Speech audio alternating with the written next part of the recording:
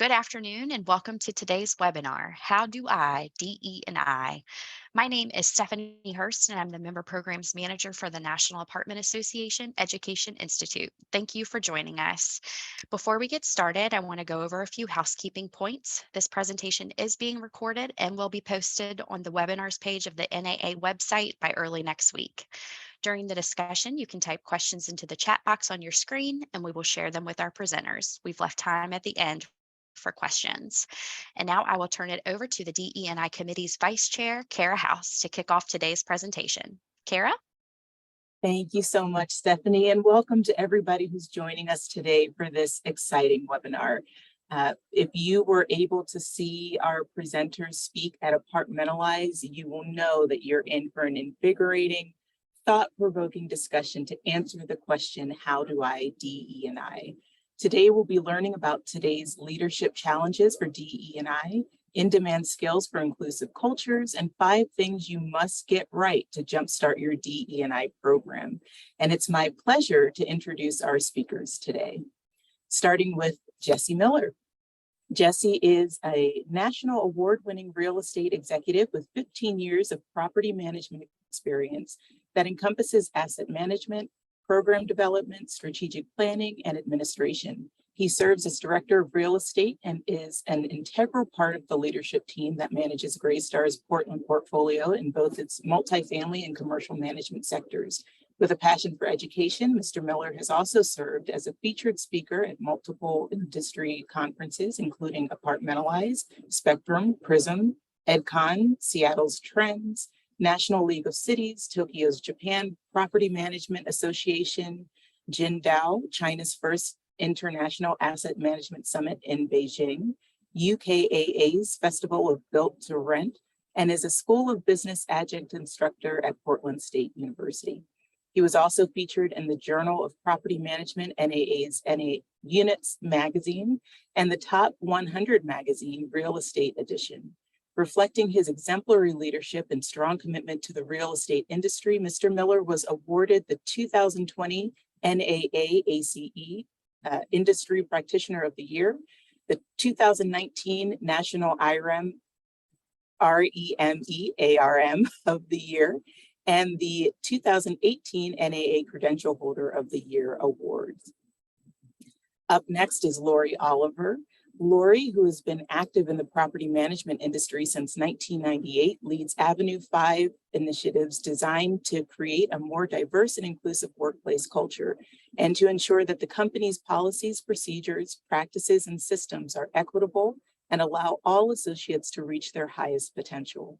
She has extensive experience in generating detailed strategic plans for associate diversity and inclusion programs, crafting comprehensive associate training programs, conducting extensive trend research and competitive analyses, analyzing ROI and performance for company initiatives, mentoring and training associates, and overseeing the execution of custom initiatives to assist teams at stabilized properties, lease-ups, rehabs, and affordable assets with issues related to diversity and inclusion education and program implementation, among others.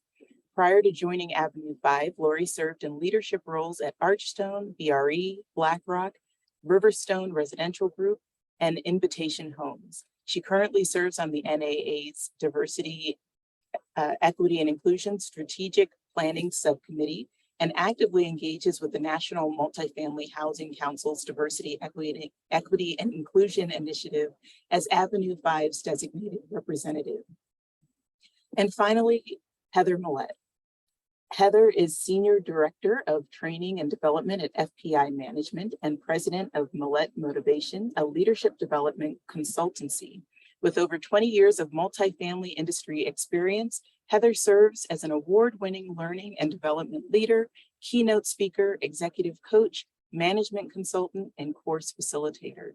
Heather has achieved numerous credentials from NAAEI, Myers-Briggs Institute, DISC, and AIHR, and uses her expertise to support the business goals of increased employee engagement, retention, and business growth for her clients.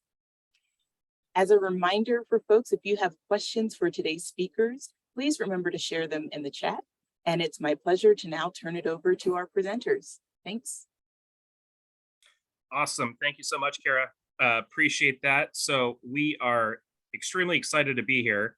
And before we jump into reading the discussion, the agenda, the items we're going to cover today, want to kick this off with a promise for everybody.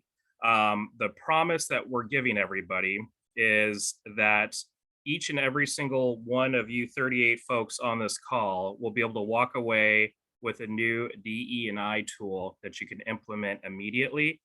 And if you don't get that, if we fall short of this promise, you get your money back for this webinar. So just so you know. So in return, though, we would like to ask for some interaction because we've all been in webinars where you've just got people talking at you the entire time, and we'd rather get some conversation and some back and forth dialogue. So I think by now most people have used the chat feature down below. So not the Q&A feature, but the chat feature. So as we're going through this, please feel free to chime in with the chat. Definitely makes it more interactive, exciting, and also gives us as speakers the opportunity to learn from others as well too. So let's try this out, this interaction promise to chat contest promise with everybody.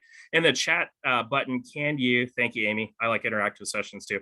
Can you type in your hometown, what you consider your hometown, or where you're currently living, or where you wish it was your hometown, but you're not from there? Denver, awesome. KCMO, where's that? Boston, Snoqualmie, that's hard to say. Arlington, Santa Ana, Texas, Phoenix, Kansas. Wow, everywhere. Look at that. Delaware, Boston, awesome. Lansing, Michigan, great.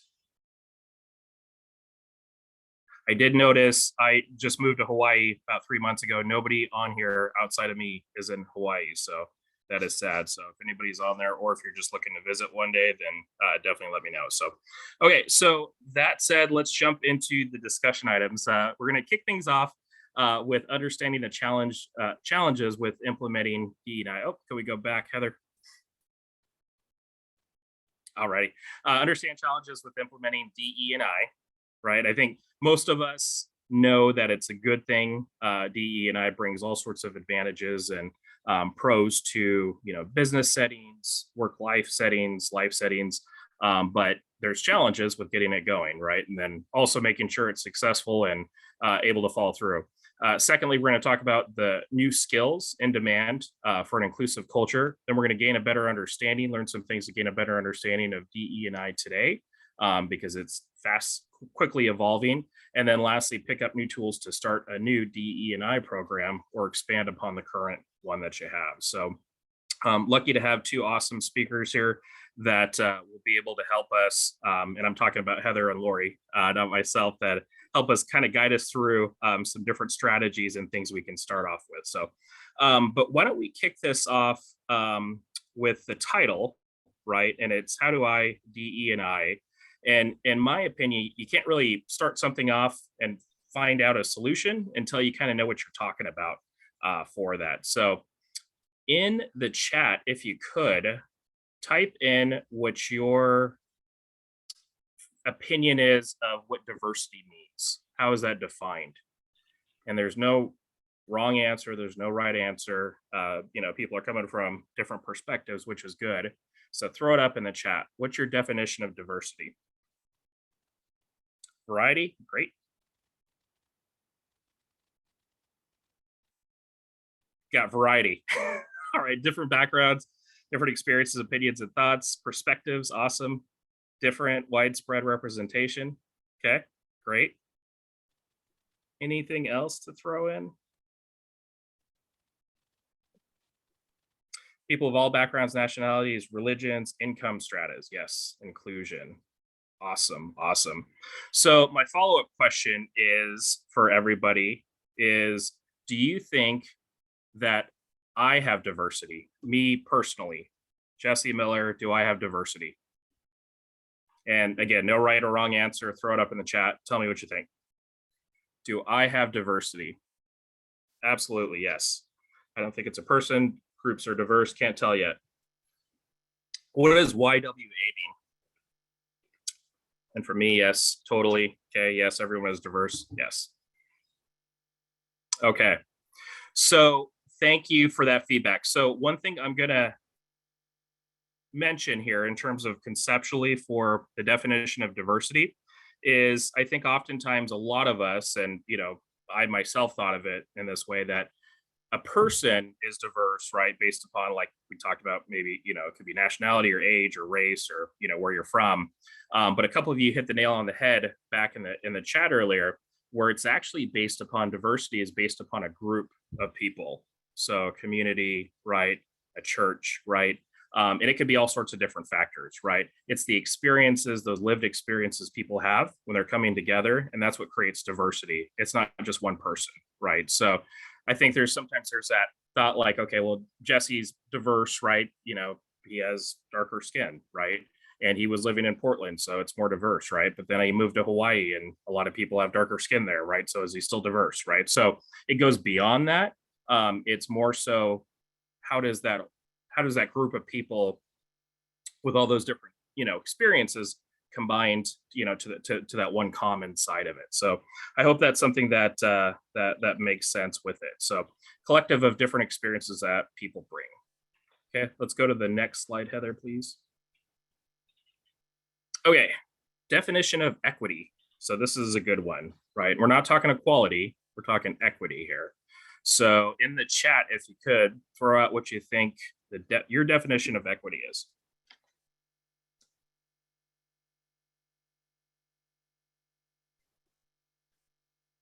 Access. That's a good one, Marcy. Thank you. Laura, thank you for that. Providing all people with the appropriate resources for them. Marta, I like that. That's great. Anybody else? Anybody know how to explain the difference between equality and equity? Equal opportunities and benefits, equal, okay. Access proportionate to the previous deficit. Ooh, that's a good way to break it down, Amy. Equity is being fair to all. Okay, awesome input. Being fair and just. Okay, so here's a way that I think of it when I think of equity versus equality. Let's say that we are all on, and here's the definition: impartial, just, and fair access to the same resources for all people. But let me give you an example to maybe help kind of illustrate where I'm coming from, where we're coming from with this. So you could have equality, and equality is everybody is, essentially treated equally, right? So let's say you have you're on a sports team. Let's say we're all on a baseball team, right? And there's uniforms that are ordered, and everybody gets a uniform, and there's a small, medium, and large uniform, and it's like, okay, this should work for everybody. Here you go. So for a lot of people, it'll work out, but the difference with equality and equity is some people may not be able to fit in a small, medium, large, right? Or they may need to have a customized uniform of a certain sort, right? So you can't just take that stamp template and roll it out and think that, small, medium, large is going to fit for everybody, for that as well. So just kind of a different way to look at it in that sense as well too. You could also look at it for like swag, right? If your company's giving swag out, they're giving t-shirts out, right? Small, medium, large t-shirts. Some people, small's too big, or they need a double XL or whatever the case is, right? Some people would prefer not even to wear the t-shirt, right? They want something else, right? So, or they're unable to have the t-shirt, right? Wear the t-shirt. So I think that's kind of a good way to look at it in those differences as well too. For it. Any questions on the equity definition?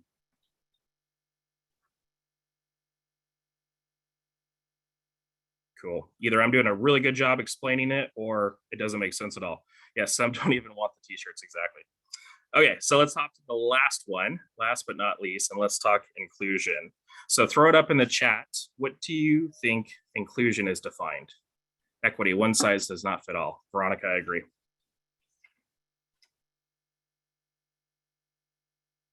Inclusion. Feeling a sense of belonging. Brittany, I agree. That's a good one.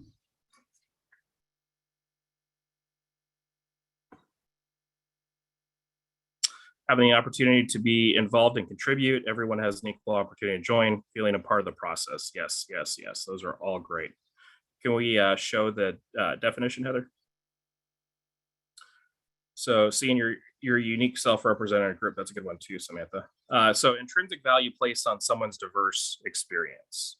Okay, so what I mean by that, we're going back, we already defined diversity, right? So that's based upon their different experience that they had from, from wherever they're from, or from their age, or from income level, or from their ethnicity, or whatever the case is, right? But when you're bringing people together, you actually value where they're coming from based upon that. So you could have a diverse work group, right?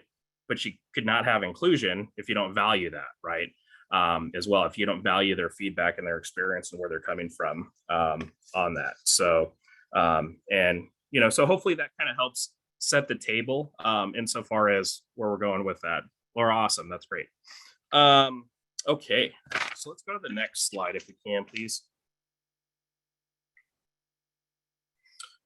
So I think we all agree that diversity, equity, and inclusion are important. But I think we're also, for the most part, all very aware that that's not being implemented as well as it could be for all sorts of different reasons. And in the chat, if you could, you don't have to give names or companies or anything like that, please don't. Why would you say companies or managers or people or whatever the case is are having difficulty implementing a strong DE&I program? And again, please don't give names or company lack of knowledge. Okay, that's great. No support from leadership. Fear of messing up. Ooh, that's a good one. Education, practical application, steps aren't baked out. Yep. Past experience. Ooh, that's a good one. Anything else? Because the company has survived without it. Yeah, right. Why change things if things are going, we're surviving, right? Resistance, that's a good one as well too. Those are all really good points. Dedicated focus, great, awesome. Thank you for all of those. So I've got a question for everybody, and this is a safe space, right, if you will.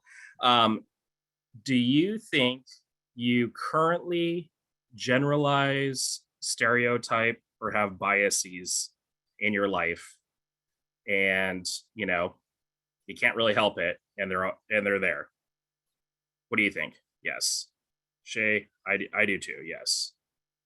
Sometimes on accident. Yes. Yes. Yep, I do. I'll do. Okay, awesome. Nobody said no yet. And if somebody said no, I want to know the secret, because I think we all have them to some degree. So somebody had mentioned, yes, on accident. Why do you think we have those built-in biases or generalizations or stereotypes built into some of us, and some more than others, and about different things? Our brains are designed that way, product of our environment. I think the slide with the animation with the brain gave it away. Product of our environment, awesome. Experience, okay, great.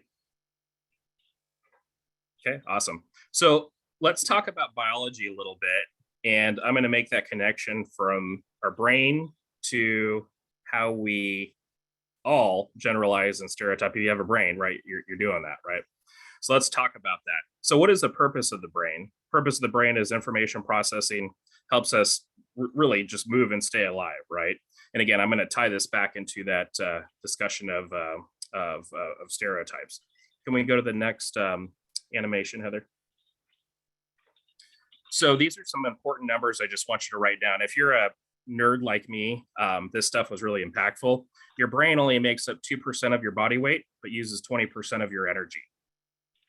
Okay, so it's a massive energy suck, and 2/3 of the energy it's using is for just this neural communication, right? When one neuron's, communicating with another, right? So you can get the feelings, you can make the movement, so on and so forth, right? So when you don't eat, you get, people call it hangry or headaches, or they're not thinking clearly, whatever the case is, right? Because you're sucking that energy away from the brain, right? So massive energy use, right? The reason why it uses a lot of energy, can we go to the next animation?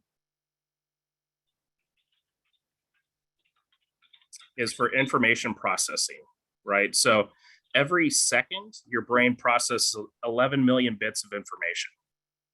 Okay, so that's like every color you see, every temperature, every light, everything touch, everything you smell. Your brain's on this autopilot where it's processing all that information, and it has to use all that energy in order to successfully do that. And if it doesn't automatically process that stuff for us, then we're probably going to have all sorts of anxiety going on because you're going to be trying to figure everything out. So it screens all those things out, and it filters only what it thinks is important to you to know and to see, for that. Can we go to the next slide or the next animation? So the processing creates these memories, creates these generalizations, right? Because the brain's limited to only a certain amount of neurons, only a certain amount of energy. So it creates these efficiencies that are built in. So I'll give you an example. If you drive to work to and from same route every single day, it starts to become a normal, pace, and you're on autopilot, right? You're just driving there, you're not even thinking about it. It's because your brain's already made those connections on how to do it. So you don't have to think about it as much because it's already something that's certain to you and something that you're familiar and comfortable with for it. So it creates those memories and those generalizations based on those past experiences. Can you go to the next one? And the brain craves certainty versus uncertainty. And the definition of anxiety is excessive uncertainty. And then that could be a problem for the brain, right? So the brain's always looking like, how do I familiarize itself with everything? How do we ensure that we're in certain environments that, we know what's going on, where there's not a lot of the unknown side of it? So how do you think all this ties into stereotypes and generalizations and biases, whether it's with people or with things or with places? What do you think? Autopilot, right? What else? And I'll give you an example. If you are walking around and you see somebody who's really, really tall and they have Michael Jordan basketball shoes or sneakers on, then you probably think, hey, that person plays basketball and they're probably good at basketball, right? Just based upon past experiences and then what you're seeing, right? If you're walking around the airport, right, in SeaTac in Seattle, and you see some guy wearing a Hawaiian shirt, you might think, hey, he's probably going to Hawaii to vacation, or he's from there as well, right? So those are the types of things that the brain just automatically puts on autopilot, for that. So hopefully that makes sense. Can we go to the next slide? Experiences, good or bad, being embedded into consciousness. Yep, you got it. As memories, Veronica, you got it. Okay, so why is all this stuff important, right? So we're setting the table. Let's talk about some numbers really quick, then we're gonna jump into Heather's part. Companies with higher than average diversity had what percentage of higher innovation revenue? So can we go to the next animation? 19%. That was from hbr.org, right? So with higher than average diversity, companies had 19% higher innovation revenue. Can we go to the next slide?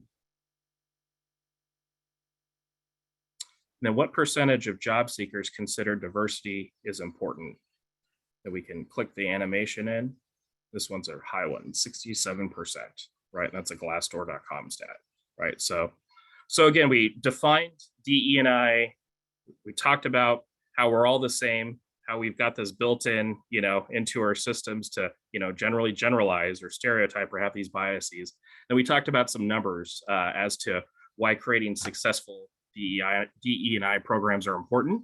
So I'm going to turn it over to you, Heather. People are like, oh my gosh, I just got hit with a whole bunch of information. I have analysis paralysis. So break it down for them, Heather, so they can get through it and start building some strategies. I love it, Jesse. Awesome numbers and great setup for this. I love the definition. And yeah, it's a lot of stats, but paralysis of analysis can kick in pretty easily. I mean, I remember talking to a consulting client and we had this really great free-flowing kind of conversation. And then I asked, hey, how's your DEI kind of, efforts going? What are you doing in that area? And suddenly, silence. I mean, everybody started looking at each other, and one person finally kind of fessed up, we kind of know we're supposed to be doing something about that, but where do we even start, right? it's interesting because there's so many different things that you can do. It's a big topic, right? How many of you are in that place where you're just like, yeah, this is kind of overwhelming. I'm not really sure where to start. Put it in the chat. Say, yeah, that's me, or something like that. Yes. If that's kind of where you are. Yeah, purrs. me, yeah. And the hill keeps getting bigger. Oh my gosh. Yes. It's interesting. When we talked, yes, I love it. You're in good company. A lot of companies are in this kind of same space where they've either not quite started yet, or they started and got a little stuck. What's interesting is, when we go a little deeper into this conversation that I had with my client, I'm trying to find out, what's going on and where some of the challenge. And one of the leaders said to me something very interesting. She said, with my background, I feel like I'm not really qualified to speak on DEI. That was very interesting and honest and vulnerable. And I appreciated that. Anybody feel the same way? Go ahead and say in the chat, yes, if that's you. Anybody feeling like, I don't know if I'm qualified to talk about this for whatever reason? Oh, maybe people don't want to hear about it. That's interesting. Thank you, Brittany. Yes. Yeah, there's a lot of feelings and emotions, and people want to do it right. And there's a little bit of fear, and what if I say the wrong thing, etc. Yeah, I'm just a sponge, not the voice. Yeah, so thank you for sharing that. Yes, thank you for that, Brittany. It's an important topic. It's important to approach it honestly. And listen, let me just share this with you. We're all qualified. Just when you think about inclusiveness, right? Inclusivity. When you think about that, inclusivity, it doesn't disqualify you. It doesn't exclude you. It qualifies you to share your stories. It qualifies you to listen to other people's stories and needs. And therefore, it qualifies all of us to learn and grow in this area. Nobody's doing it perfect, so I encourage you to, get started, walk before you run, but definitely get started, learn, grow, read, talk to people, have conversations. Just get started with that. Understanding is the biggest and maybe most impactful place to start, because you've got to have a good understanding, right? So, as leaders, we have a really important role in creating an inclusive environment, or an environment that really is conducive to DE&I. What's happening is that sometimes we've got people coming into a role at a company being really excited about the news that, oh my gosh, this company is really promoting their DE&I, or they've made a statement saying that this is what's important to them. And then they get to the company and find out that the existing culture has not evolved into an inclusive one. There have been some conversations in some area, maybe just with the executives or in small groups. There's been a statement. We're celebrating some holidays, but still the culture that is in place hasn't evolved. And that's something that we've got to work on, because what we're hearing in the industry is that people are coming into the companies, getting very, very excited about it, and then they're leaving those same companies because they found that when they try to push forward some ideas, try to innovate, they get a lot of pushback because people are scared and they're not sure what to do. And, I don't know, as a business, do we want to go this way? I think it's really important for our leaders to have empathy as well, because what they're finding is that while they're trying to share ideas, I'm pulling in one story that I heard where somebody said their leader was just like, hey, look, I understand. I think you have great ideas, but you just really need to pipe that down, because this is what we do. This is the way it's always been done. And no feeling, no empathy, no even really listening to what the person was saying. It's really interesting because empathy is the one thing that I hear over and over again that is needed more than anything else. And when you think about a really simplified definition of empathy, it's just, listen to respond and understand what's going on with someone else, not to kind of think about what you're going to say, right? So I think when you're thinking about inclusivity and this DEI environment and culture that you want to build, you can't even begin to do that if we're not understanding what's going on with other people. So to be inclusive, we have to first understand. We have to have empathetic ears. And we've got a lot of leaders out there who know how to get things done, but don't always know how to lead people and understand people and build them up, right? Encourage them. So if we don't have an intentional program in place, some intentional effort to prepare our leaders to deliver on that culture of DE&I, we might end up attracting people to our company with our promises of DE&I, but then we might lose those people due to our real practices of DE&I. So do think about the environment that we're bringing people into. Do we just want to put a statement out there? Or do we really want to build this culture? And what does that look like? What do our teams need? What support do our leaders need in order to really build this culture, right? So just some things to think about. The stats. When I think about, how much diversity, equity, and inclusion can really help a business, we talk about, how much innovation you can get from it. We talk about stats like, companies that are really firm in their diversity, equity, inclusion experience 53% less churn than other companies. And that's true. That's a true stat. And there's tons of stats and great business cases to really put forth a strong effort towards diversity, equity, and inclusion. But I caution us that if we're just doing it for the stats, or we're just doing it because we can get something out of it, we might not be approaching it in the right way. Really, diversity, equity, inclusion is the right thing to do, period. It is the right thing to do. And we need to think about how we're approaching it. Are we doing the right things? So that said, we talked about statements. We talked about making sure that there's a right environment for DE&I to thrive, right? I want us to take a look at a couple of statements that are real. They're real diversity, equity, and inclusion statements from real companies. And I want you to think about the wording here and chat in, what do you think about this one?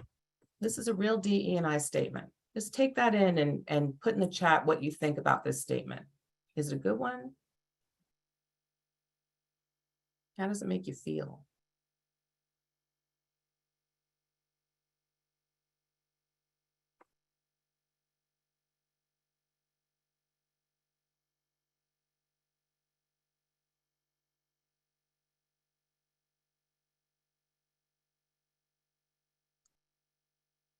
I see somebody wrote included. Thank you, Dominique. I can just kind of almost hear the wheels turning like, I think it's good. Laura says, it makes me feel like people are being leveraged. Ooh, powerful statement right there. Sounds like they're expressing value of multiple experiences. Okay.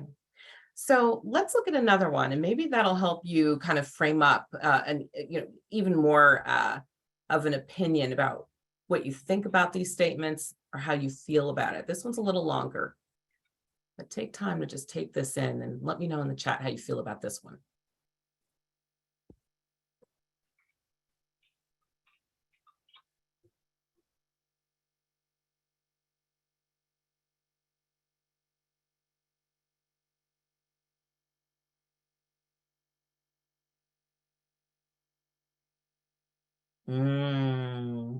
Much more pointed and honest. That's interesting. I love that you put honest in there, Veronica. It's interesting because we talked in the beginning of this conversation about, being honest, being vulnerable, and that there's a lack of trust sometimes, right? The first one was viewing people as tools and have lots of different tools in a toolbox. The second one is more valuing the people. Oh, Samantha, that's good. That's good. Yeah. When you're weighing the two statements, really think about how you want to approach DE&I in your organization. What is it that you really want to put forth here? And what's your real reason for moving forward in DE&I? You do want to come from an honest place, a place that really values people. And we want to make sure that we're not just putting the DE&I effort out there to get something. We want to give something, right? It's funny, compared to this one, the first one now seems vague and elusive. Yeah, I love it. I love it. Yeah, think it through. Definitely come from that honest place. But again, get started. I know there's a little hesitation sometimes because we don't want to make a mistake, but it's all about the journey, and it's a continuing journey. There's lots of different ways to get started. I think what's going to be helpful to you is listening to Lori's really journey of how she got started. And with that, I'll go ahead and welcome Lori in to give that story. Thank you, Heather. Great information, and again, great build up. So hello, everyone. Really excited to be on the call today. Just about diversity and inclusion and today and how it looks. So I'm going to ask you guys to do me a favor, and in the chat box, just type, I'm going to keep it short and sweet. Just type why if your organization currently has a D&I inclusion strategy in place. And then also let me know how long it's been in place, if you have one. Yes. Thanks, Samira. Anyone else have one in place? Yes. Earlier this year in place. Working on it. Yes. 2020.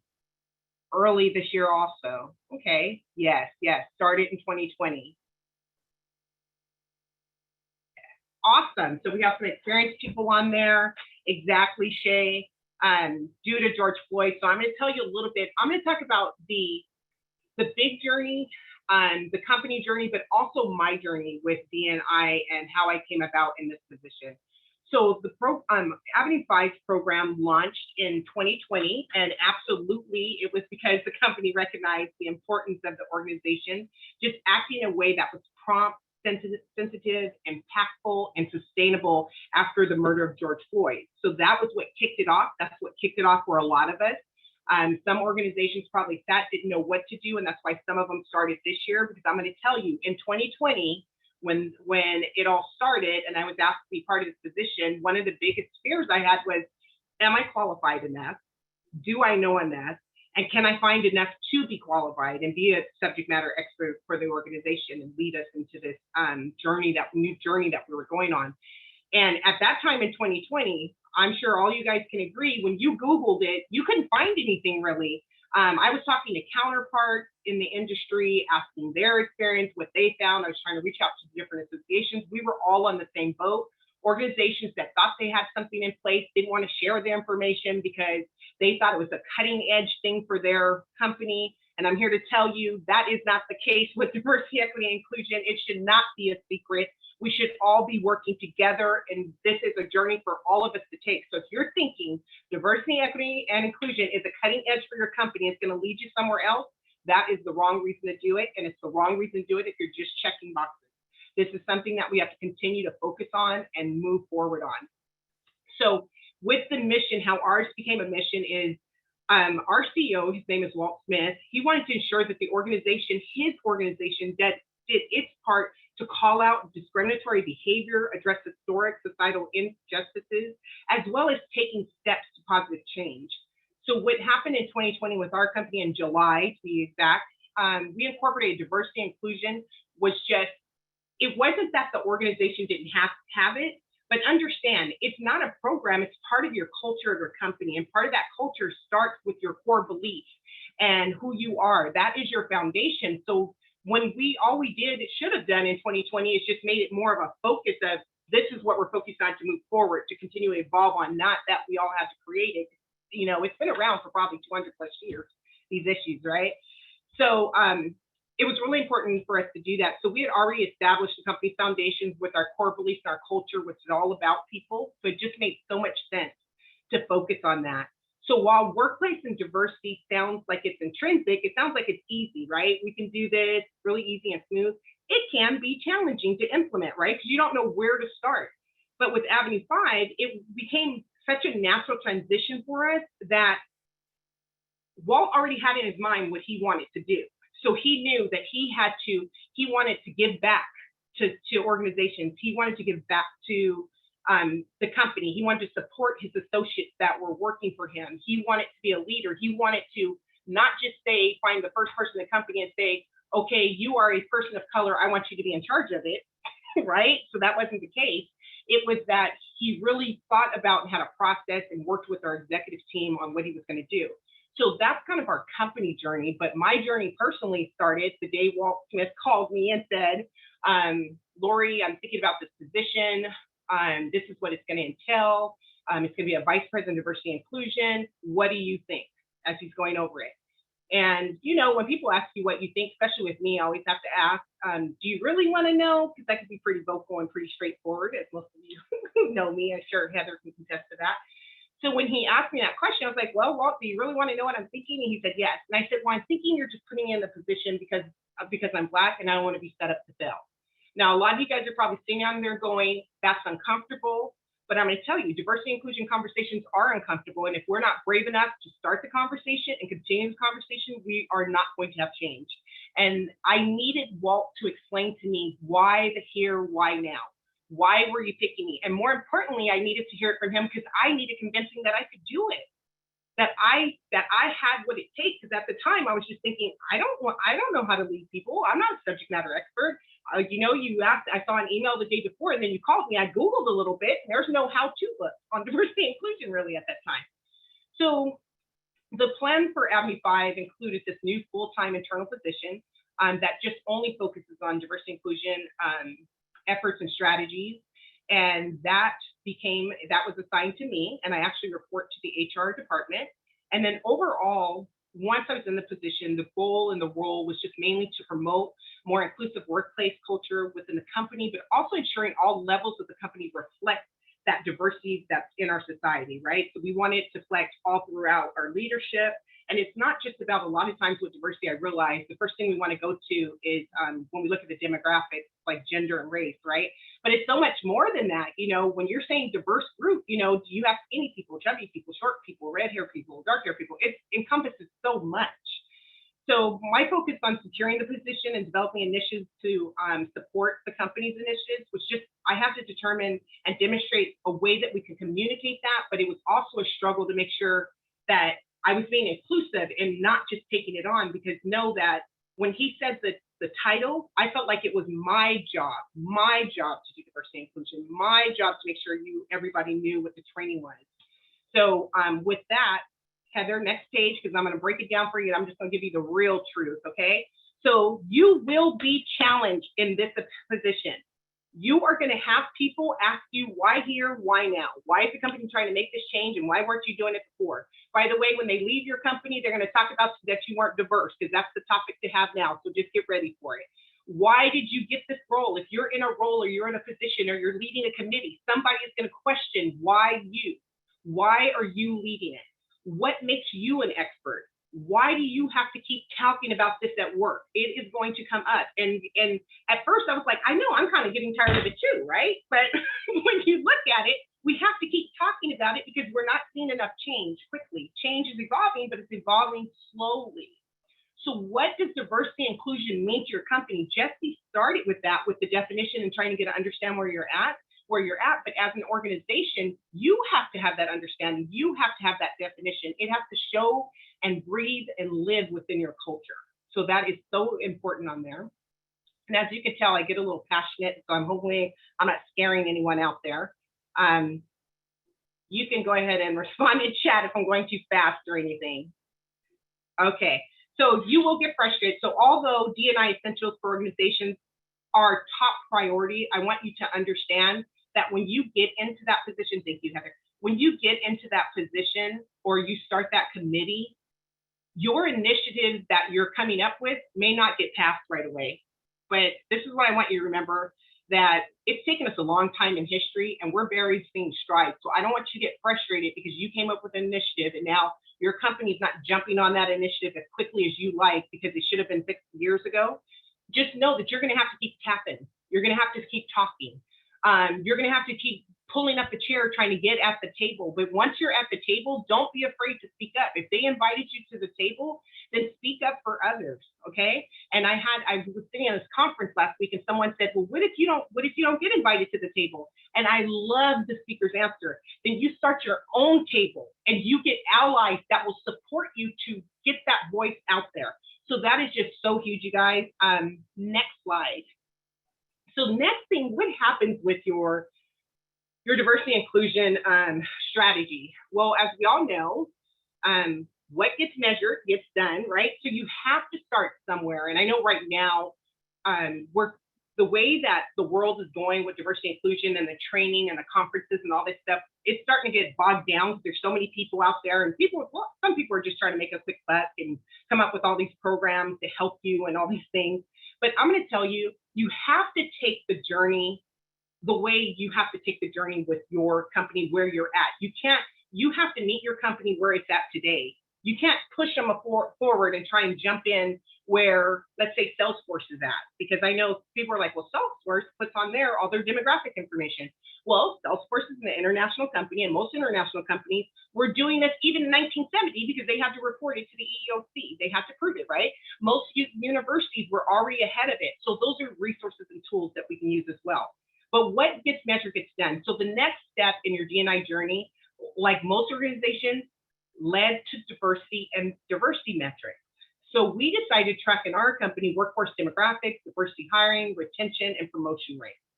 Regular measurements and reporting, we want to keep you focused on what you're trying to achieve, but it also allows you to celebrate your smallest successes because it's not going to change overnight.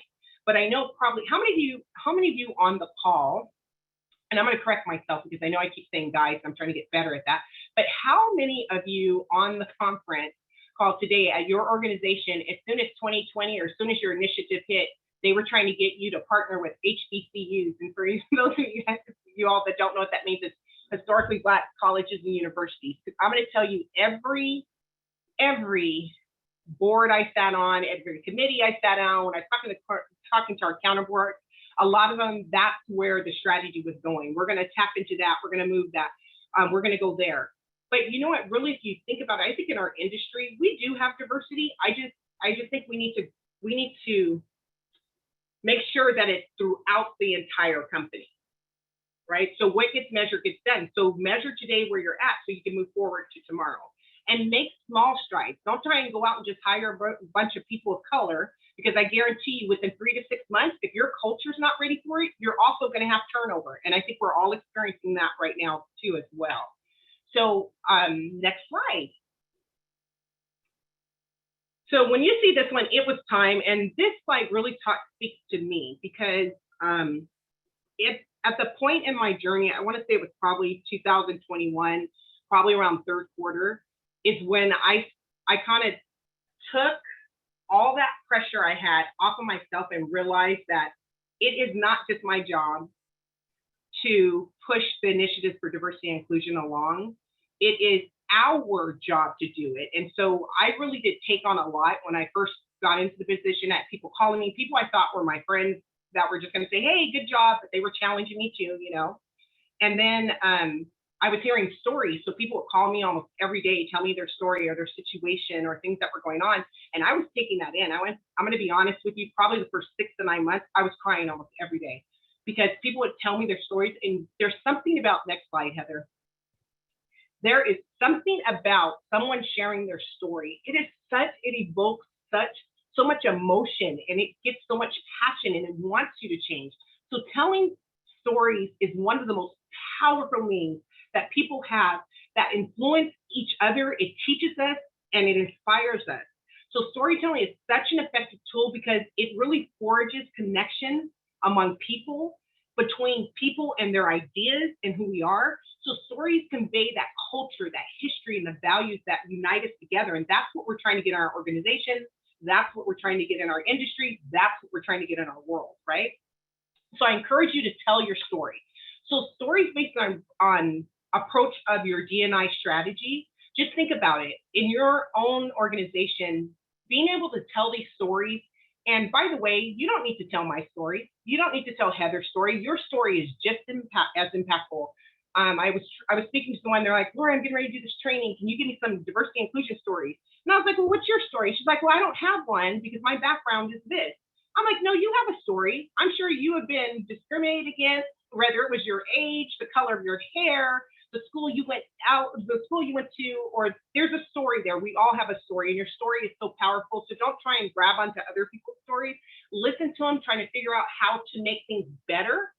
But at the same time, tell your story. It's impactful. It keeps diversity and inclusion evolving. Next slide. So this slide is really going to talk about teams, and I use this acronym. Usually I don't use those anymore, but together everyone achieves more. So number one, gain the buy-in of your organization. Whatever it is, your strategy, you have to gain the buy-in. It's not just, I was really blessed because the buy-in came from the executive level, but I do realize in talking with different people and different organizations inside and out, that that's not always the case. It might be started on the site level, example for us in our industry, and you're trying to get that buy-in. So remember I said earlier, if you don't have a seat at the table to have a voice, then you start your own table, find an ally who has a seat at that table and invite them to yours. Because I guarantee you, once you start the conversation, your table's going to grow, okay? State the reason why diversity, equity, and inclusion are the focus. You have to know it, why the company wants to do it, why it's important to them, why it's important to you, because you've got to explain that to associates to get the buy-in, right? Define what diversity and equity and inclusion mean to the organization. That is huge. People can't follow you if they don't know what it means. Focus on building an inclusive workplace. Include everyone on this journey. It's not just one person's journey because they have the title. It is all of our journeys, and we want to get there together. And then remember, this is not just your journey. I'm going to say that one more time. It is all of our journeys. So now I'm going to turn it back over to Jesse, who's going to wrap it up and show us how we can all DE&I. All right. Well, that was awesome. Thank you so much, Lori. Thank you so much, Heather.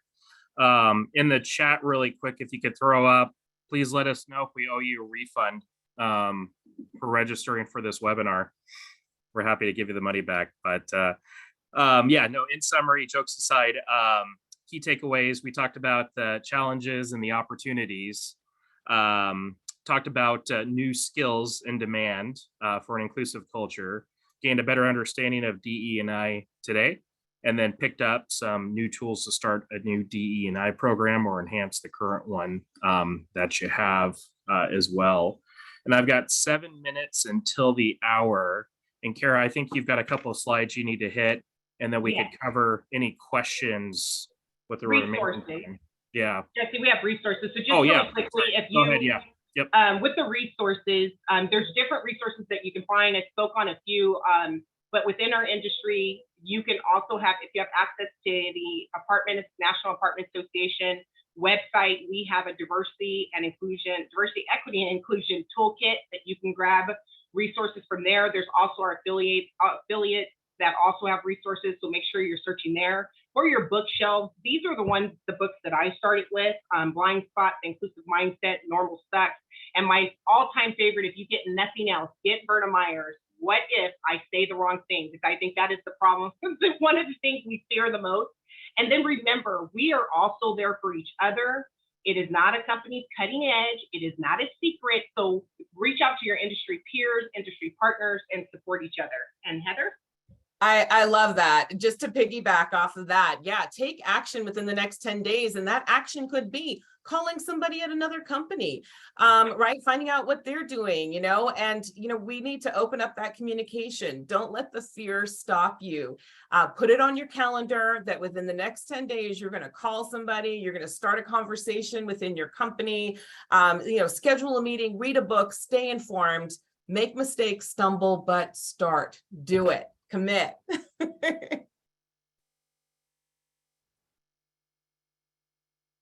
Wow, you guys, this has been, or everyone, let me tag off of whoever it was that said, let's stop saying you guys and be a little bit more inclusive, but this was absolutely amazing. Thank you so much for the information, and to the folks who joined us today for your participation. This has been absolutely fantastic. We did have one question come in the chat from Tyler Waller, and they asked, what criterion is being used to make the determination that a company is higher than average in diversity? What are some of the factors, or what data should we be collecting to make this determination? Okay, I'll take that just for a little bit, but so part of it, the data that you're collecting right now for EEOC is actually your HR team's probably collecting that, so that's a good place to start. If you have an HR database, most companies do, you just probably don't have access to it. It's partnering with your HR team to find out what that is. I'm going to tell you, you may not be able to get the information, but someone in the company is sharing the information. It just may be shared at our level. Hopefully I answered that for you. Love that. And if somebody needs some more clarification, feel free to put in the chat. I'm going to change the slide just to show our contact information so that if you want to reach out to us with questions later on, you can do that too. But it doesn't mean you have to stop asking questions right now. I think another thing too that could be tracked is, and might be easier to get this information, but just what's the source of most of your new recruiting? Is it the same ad source? Is it the same, vendor that's used, or, employment pool, or are you able to diversify that? And I think that would be a good, 1-2 punch, right, for helping both with the recruiting and then also diversifying your workforce. And one thing I just learned, I'm taking a course right now, and they were saying you're not stealing information, you're borrowing it to make it better, right? So definitely go on to different sites to look and see. Like Salesforce is really good for me. That was one of the first ones I realized that just have so much diversity and inclusion on their on their forward-facing website, which helped me identify, okay, what should we be measuring as well? So don't be afraid to look at other companies and pull information and just make it better.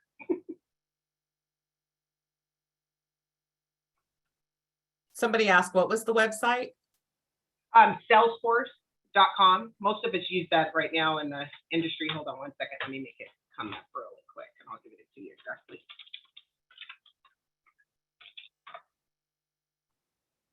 So it's just SALESFORCE.com, Salesforce.com. And a lot of your universities will have a lot of good information too on diversity and inclusion and measurements. That's a good place to go too, because they've had it in place for over 70 years, because they've had to report to the government what they're doing in terms of diversity and inclusion.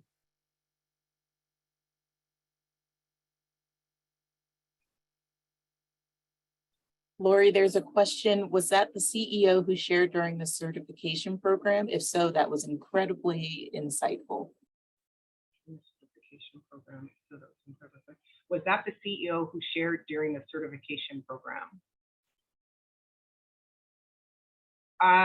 If it's Walt Smith, yes. My CEO, yes. For Avenue 5? Yes, yes.